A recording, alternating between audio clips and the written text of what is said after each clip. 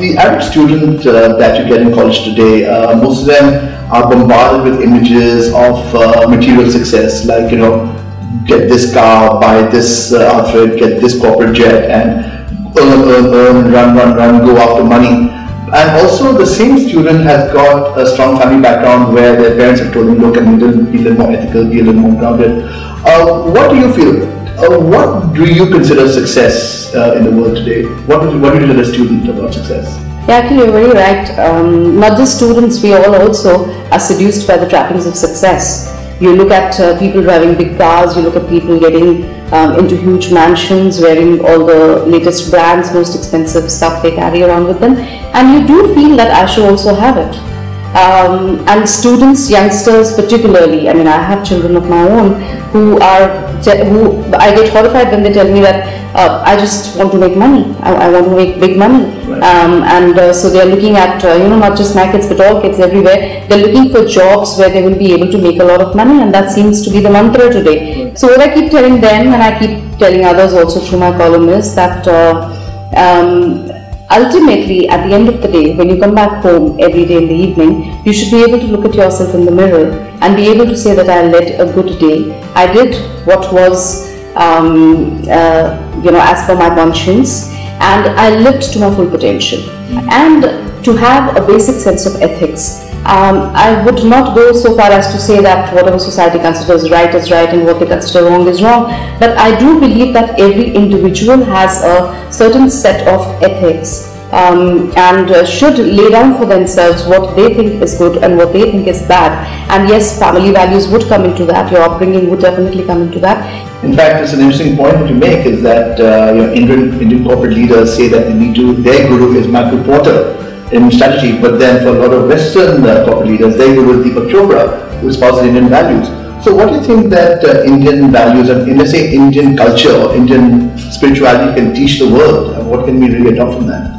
I think the one good thing that we Indians do for ourselves always is that you learn to adapt to a situation. I think there's a whole lot of solace in that, being able to tell yourself good or bad, whatever happened is for the good. Right. And you realize that it all comes together, and finally the things that you were able to manage in life are the ones that you were really capable of and the ones that were really meant for you.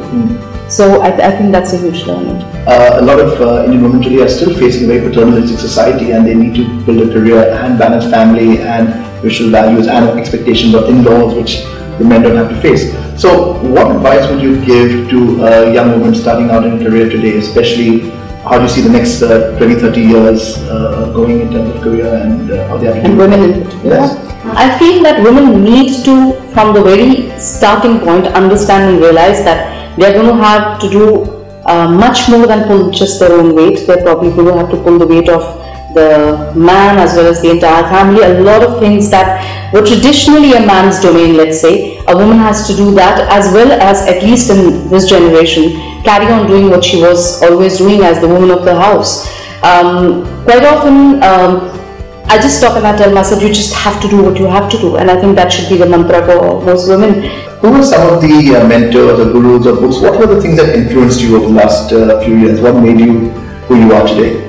I think life is really the greatest teacher, and the experiences that you go through. Yes, a lot of books that you read, a lot of I would even say not just movies that you watch, but the great minds that you come in touch with and interact with, the conversations that you have with people, all this plus sitting with yourself and thinking and just tuning within yourself and tuning from within yourself to the universal spirit. I really think that's what really makes a person who he or she is. And just a final question, if you had to pick someone who's talented as opposed to someone who is not talented but has a good attitude, who would you pick? Who would you hire? And I think really what is very important is innate talent, yes, good skills that you acquire over the years and through work experience, but what is very, very important is the need to learn and to keep learning, and an enthusiasm to just be perfect at whatever you are doing.